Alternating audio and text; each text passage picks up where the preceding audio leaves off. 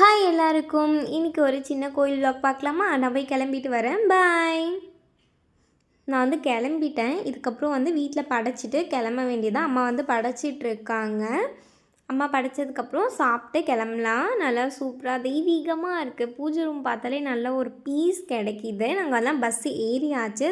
நம்ம எந்த கோயிலுக்கு போகிறோன்னு சொல்ல மறந்துட்டேன். நம்ம வந்து மேல்மருவத்தூர் ஆதிபராசக்தி கோவிலுக்கு தான் போகிறோம்.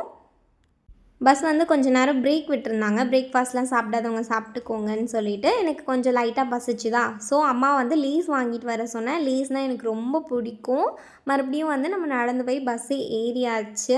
ஏறி உட்காந்த உடனே சரி ஓகே லேஸ் சாப்பிட்லான்னு சொல்லிட்டு நான் பிரித்து நல்லா முச்சுக்குன்னு சாப்பிட ஆரம்பிச்சிட்டேன். சாப்பிட்டு முடிக்கிறதுக்குள்ளேயுமே நம்ம வந்து கோவில் ரீச் ஆயாச்சு. இன்றைக்கி வந்து செம்ம ரெஷ்ஷாக இருந்துச்சு. ஃப்ரைடே இல்லையா, ஸோ ரெஷ்ஷாக இருந்துச்சு.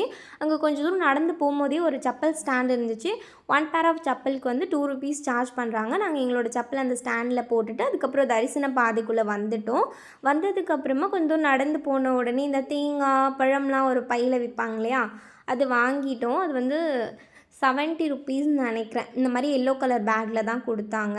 சாமி வந்து நல்லபடியாக நல்லா சூப்பராக அம்மனை வந்து பார்த்துட்டு நாங்கள் வெளியே வந்துட்டோம். மன நிம்மதியாக இருக்குது. வெளியில் வந்தோடனே சரி ஃபோட்டோ வாங்கலான்னு சொல்லிட்டு ஃபோட்டோ வாங்கியாச்சு. சாப்பிட போகலான்னு சொல்லிட்டு மாலை போட்டவங்களாம் வந்து அவங்களுக்கு ஒரு டோக்கன் வச்சுருக்காங்க. போடாதவங்க வந்து ₹30 அந்த மாதிரி கொடுத்தா அவங்களே ஒரு டோக்கன் தராங்க. சாப்பிட்டு அதுக்கப்புறம் வெளியில் வந்தால் நிறைய கடை இருந்துச்சு, நிறைய ஸ்டால் இருந்துச்சு.